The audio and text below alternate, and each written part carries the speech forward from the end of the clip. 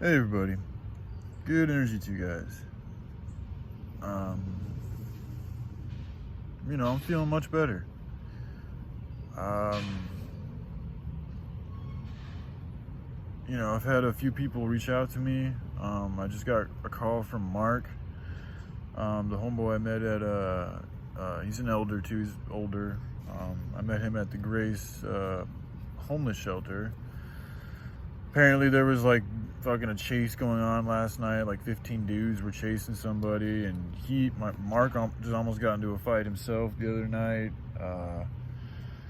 So anyway, there's still a bunch of drama going on there. He's working on getting himself out of there. He's gonna try to have his van towed to a nearby Walmart.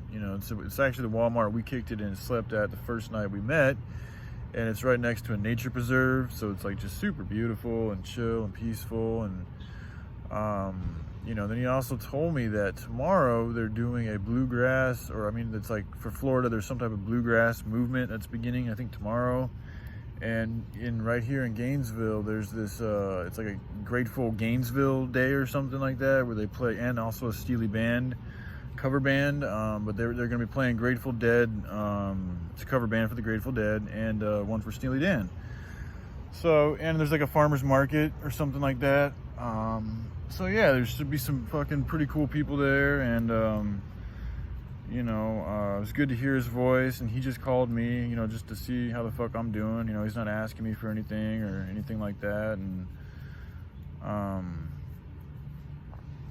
when people do that, it just really shows that they care, and to be honest, it's something that I could do more of. There's a lot of people that I could choose just to call and just, see how they're fucking doing, man. Just ask them questions and see how their day's going, and, not be so fucking selfishly involved in my own misery and shit.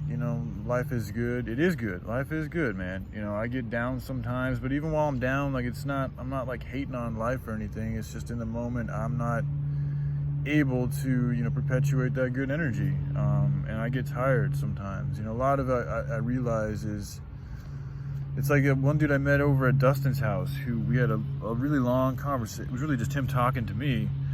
But he talked about how, he doesn't really believe in emotions, and I don't know about all that. I believe in emotions, but I do notice that if I have a lot of energy, if my energy's in a higher vibration, or if I have more in the battery, I'm more juiced up, it's a lot harder to get me down.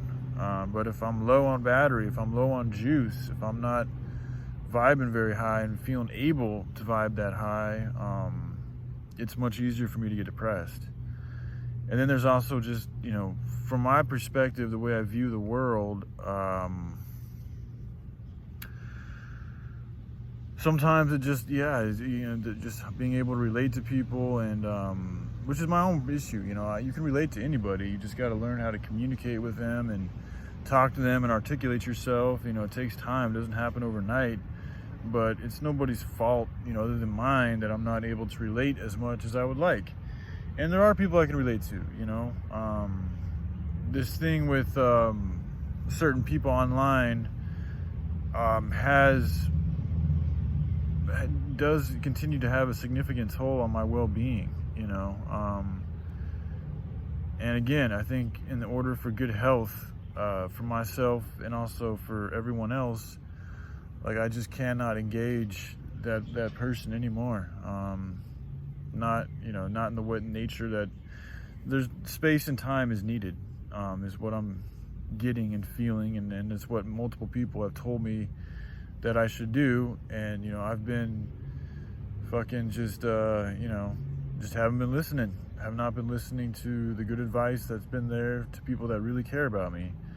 And I just received word from Bloated Kiki. Again, he's helping me out with the situation. He's telling me things that have gone on, and he's also supporting a lot of the things that I've talked about to this person. And he's saying that he's gone through the same shit with her, essentially, not the exact same, but there's similarities to our encounters with this person.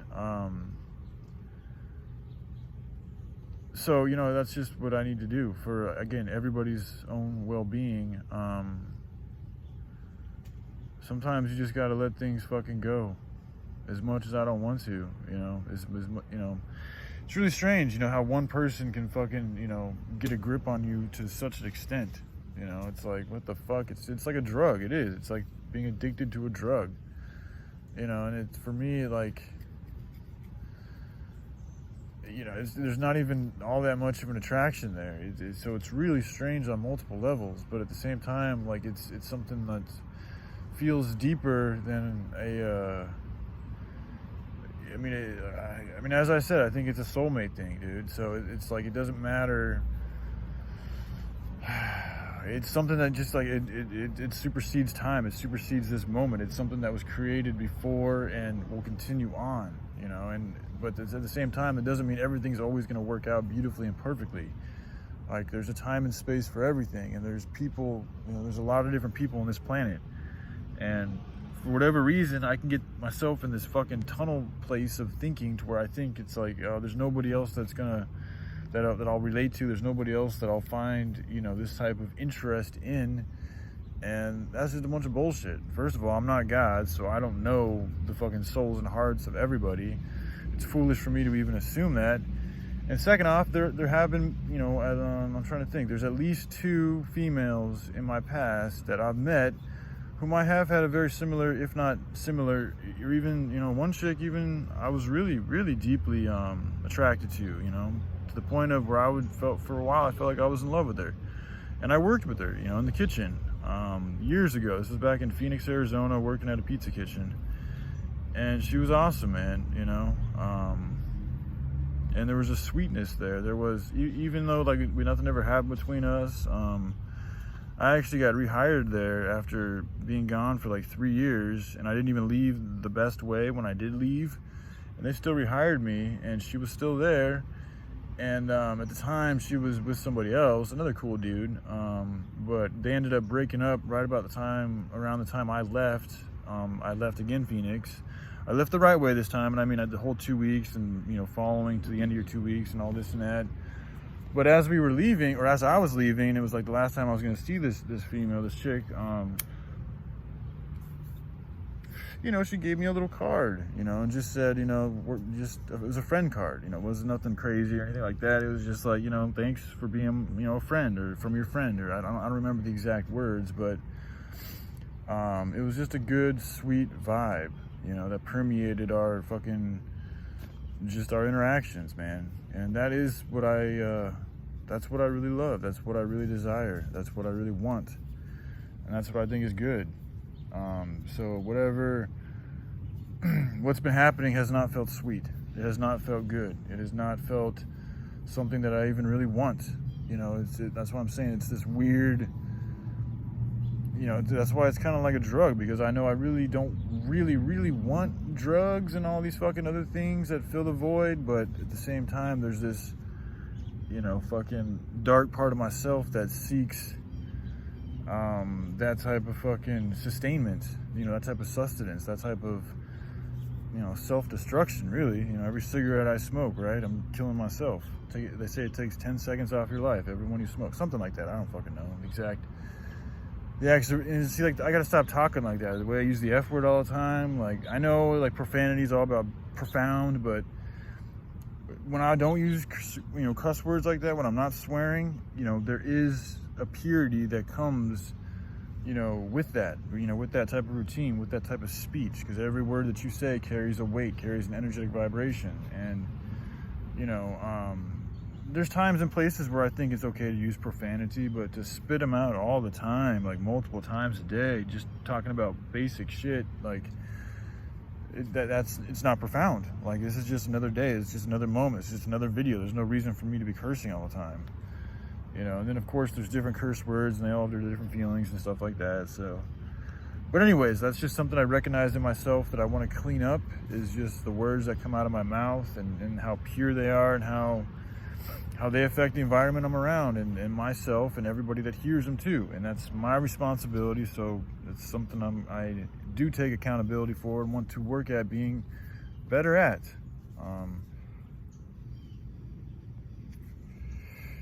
You know, and like I said, I fluctuate. So, you know, even though I'm feeling good right now, you know, I don't, you know, who knows what tomorrow will bring, man. A lot of times it's the evening time and the morning time. The morning time is when I really seem to get that more of a suicidal tendency. But, you know, like I said, hearing from Mark and hearing from, you know, other people online and the help that I've received, and I had a good conversation with my mother. You know, and Dustin's always there to text, you know, and I'm not sure, he might watch my videos, so I'm not sure if he does, but if he does, man, like, you know, there's,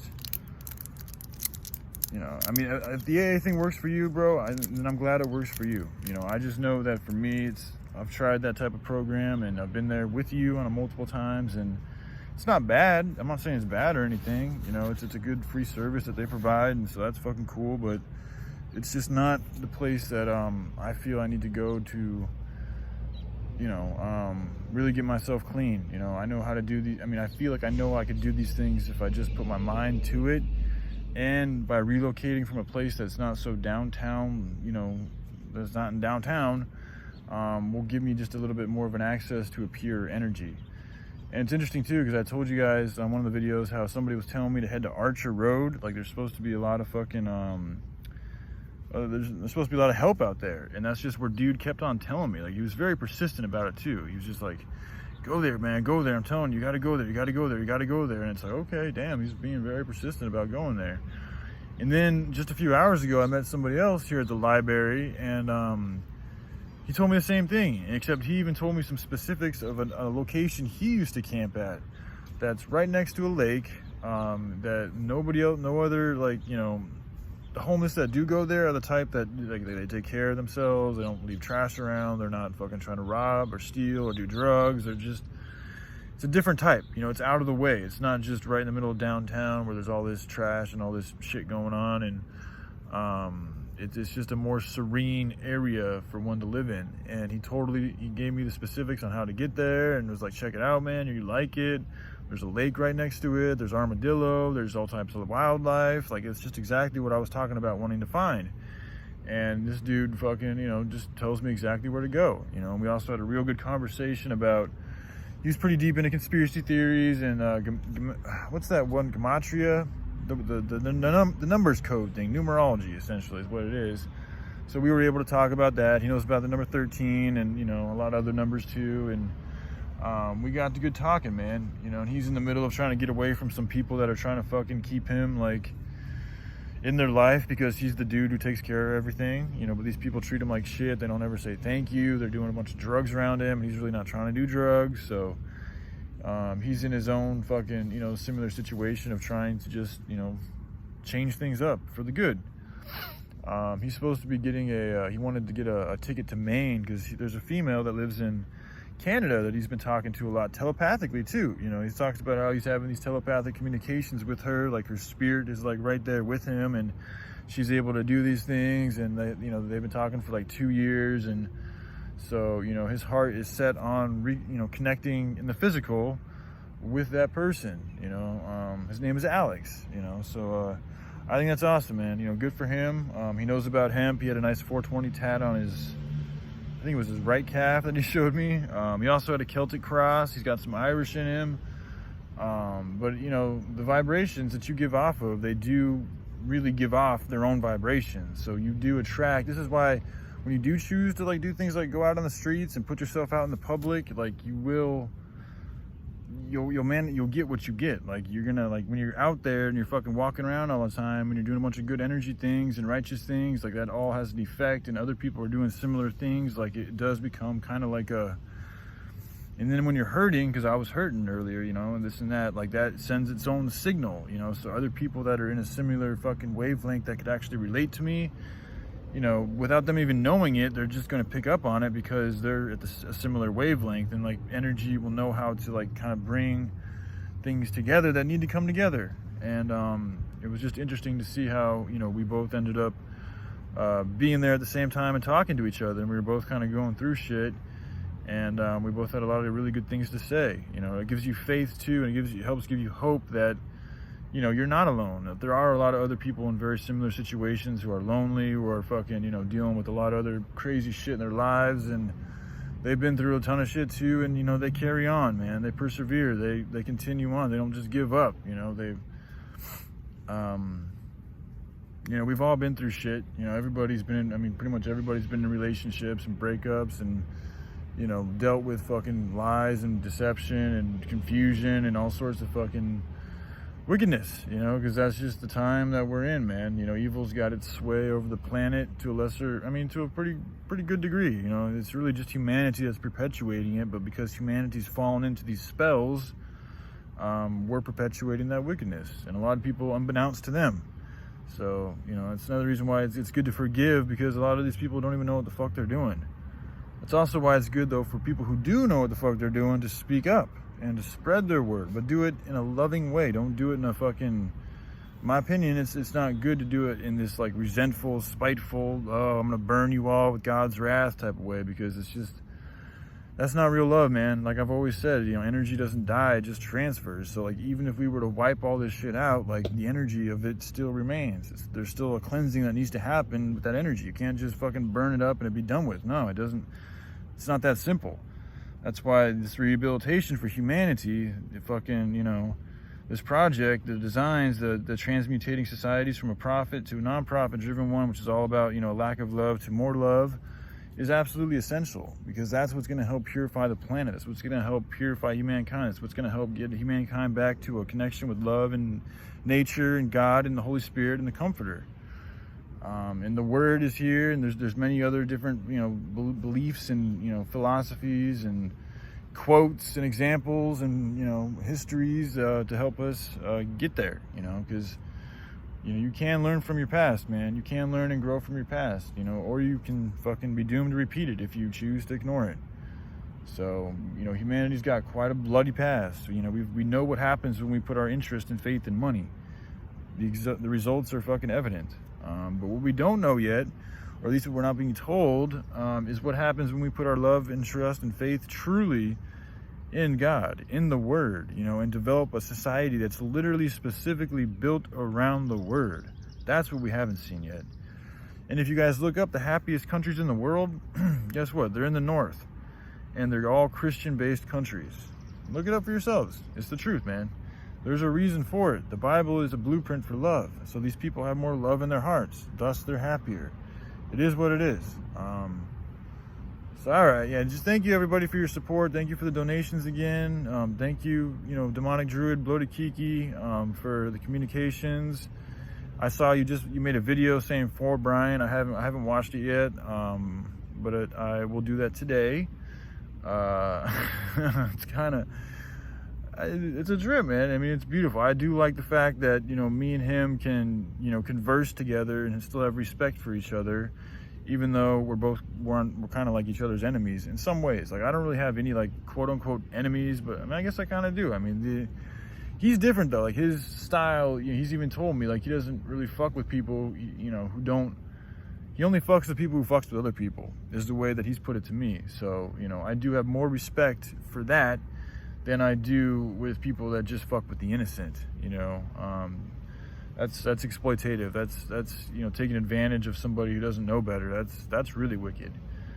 So he doesn't do that, man. And, you know, he's also choosing to, you know, put energy and effort into this situation that I'm going through, and he seems to fucking, you know, to me, that's evidence of some type of care, you know, whatever level or whatever true intention, I don't know exactly, but it feels benevolent and helpful, and I do appreciate it, because this person that I've been talking with or just in whatever this interactions are, has fucking kind of, you know, turned my world around in you know, a number of different ways, and I've allowed it because I've engaged in it, so it's not her fault, but it's nice to have somebody who can relate, who's been through the same person I'm talking about, so he can relate, you know, on a very real level, because he's really dealt with the same person, and he also has a little bit more years of experience than I do,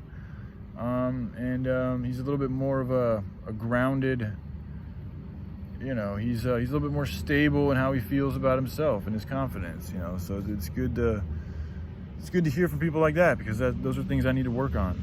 So, Yeah. All right. Well, thanks again, everybody. I love y'all. Y'all take care. All right. Bye.